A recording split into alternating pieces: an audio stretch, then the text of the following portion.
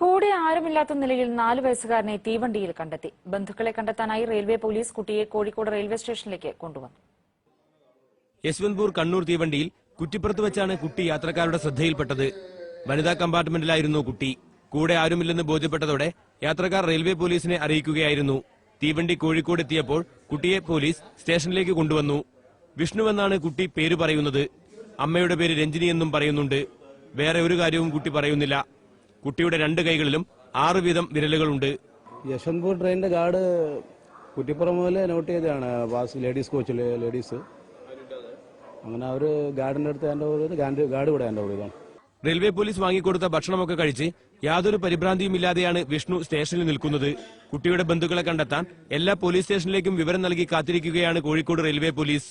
വിവരങ്ങൾക്ക് 0495 270 2795 നമ്പറിൽ ബന്ധപ്പെടണമെന്നും railway police അറിയിച്ചു. ഏഷ്യാനെറ്റ് ന്യൂസ്, കോഴിക്കോട്.